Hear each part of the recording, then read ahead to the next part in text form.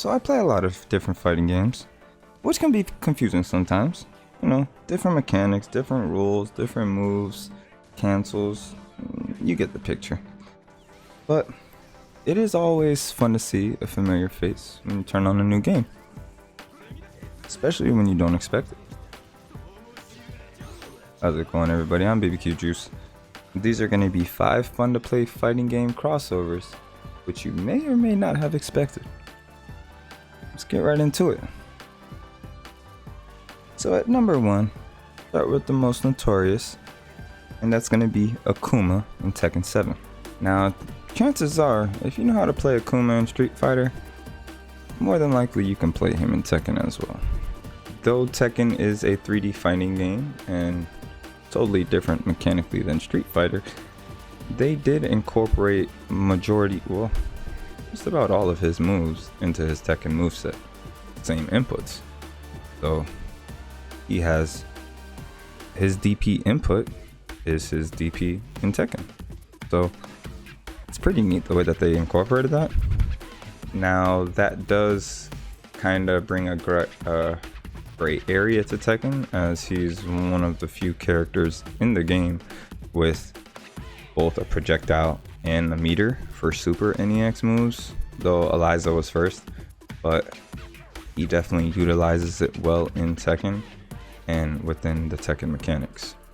He also has a fair amount of aerial attacks, which is not something often found in Tekken games. He definitely takes some getting used to if you're a Tekken player picking him up or trying to play him for the first time, not having any prior experience playing Akuma, and it could be slightly daunting playing against him at first if you don't get used to his moveset and the matchup. So I feel he's pretty strong as far as his balance in his matchup compared to some other characters, though not impossible to play against. I will say this, playing against him in Third Strike and playing against a very well versed Akuma in Tekken 7, they're both pretty strong, and he definitely has a toolkit in Tekken that can work to his advantage if you get used to it.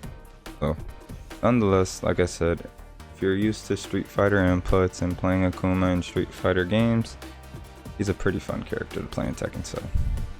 Awesome crossover, check him out. Akuma in Tekken 7. Next, we have Terry Bogard in Fighting EX Slayer. Now, Terry has already been in a handful of other games, plenty of other fighting games as a crossover character. This is actually the 4th game that I have that he's in. And you'll quickly notice that in Fighting EX Slayer, a lot of his signature moves are present. He definitely feels pretty similar. If you've played him in King of Fighters 13 or even Smash Ultimate, he has a lot of his same moves carried over here. And though I've played him a fair amount in KOF 13, Smash Ultimate, and Garo Mark of the Wolves, he's still somewhat different in Fighting EX Slayer thanks to the mechanics and the unique Goji deck system. So the Goji deck system is basically a combination of different buffs that can be used and obtained throughout the match, and depending on which deck you choose, the benefits can be quite vast. So definitely a cool setup, cool mechanic to the game. I love trying out, different games, different mechanics, and Harry now being in 4 different games is one that I can, definitely compare across the board. I think he's probably the character in the most amount of games that I have, like crossover character.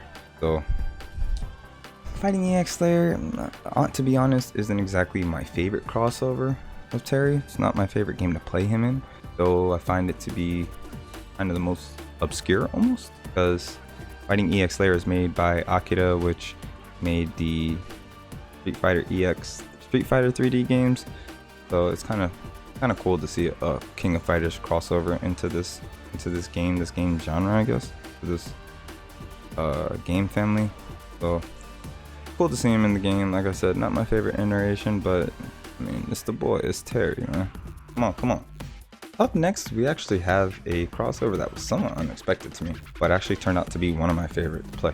And that's Audie Yagami from King of Fighters series in Million Arthur Arcana Blood. So, if you played Million Arthur Arcana Blood, it's definitely an anime 2D fighter. A lot of anime-esque elements. Everything about the art style looks very anime.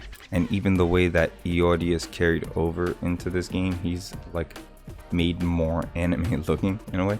But his mechanics in this game and the mechanics of Million Arthur Arcana Blood together make him a very fun to play fighter. Very fun to play rushdown character in this game.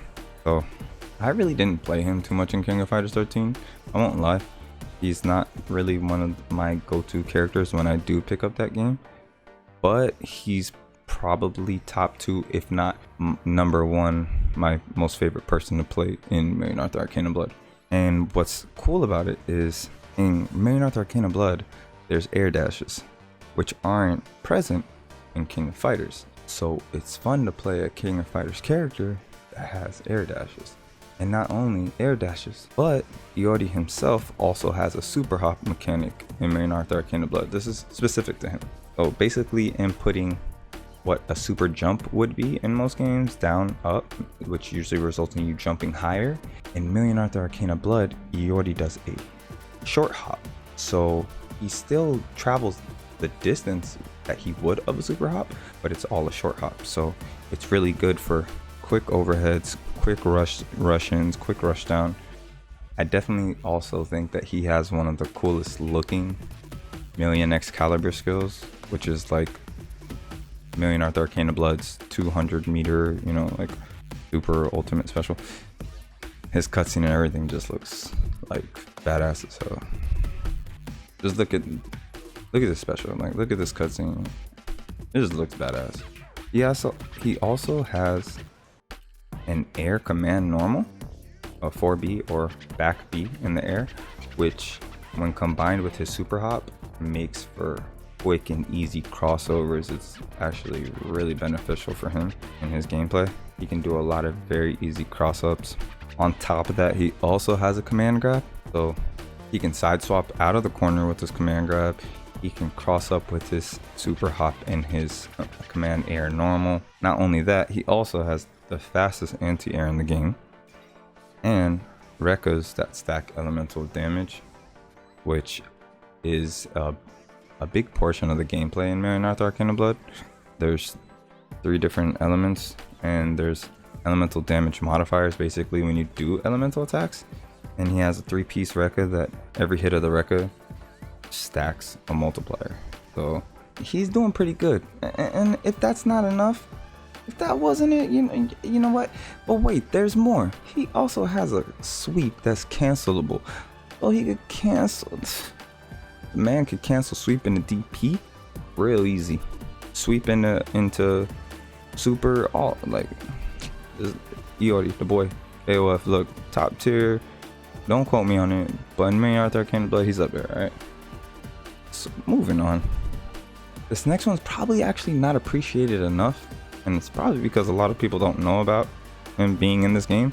A lot of people probably don't even know about this game at all. But it's Akira Yuki from Virtua Fighter in Dengeki Bunko Fighting Climax Ignition. So this game, the reason I think a lot of people might not know about this game and Akira Yuki being in it is it was an Asia only release. And to get the game, you had to, go through PSN Asia, PSN Japan, one of these accounts, get the game, and the game is in Japanese, but nonetheless I think it is an awesome game. I'm honestly disappointed that it wasn't made a bigger release, because there's a lot of anime in this game that are still relevant now, though the game came out years ago, and a lot of the anime in this game were like some of my favorite anime. So I guess it's because the mechanics in Dengeki Bunko kind of remind me of Under Night.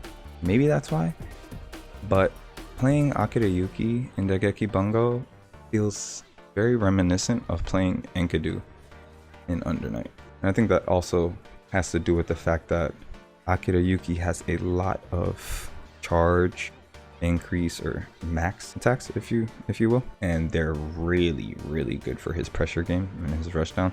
He's a pretty straightforward rushdown character, but he has the best backdash in the game, which helps with his rushdown, but also helps him with punish. Real nice. His forward dash B move actually has pretty unexpected far range. Plus, like I said, he has a good amount of increase or max moves that aid his pressure and his mix-up. I mean, he might be at a slight disadvantage in this game considering he has no projectiles and he has a step dash as opposed to a fast run, but I still really enjoy playing him in Deki Bungo. His trump card hits like a train. Does some major damage. It has good startup invincibility and it's air unblockable, so he's really not doing too bad. Mixed with the tools of the game, using certain assists, he's a pretty fun character to play overall.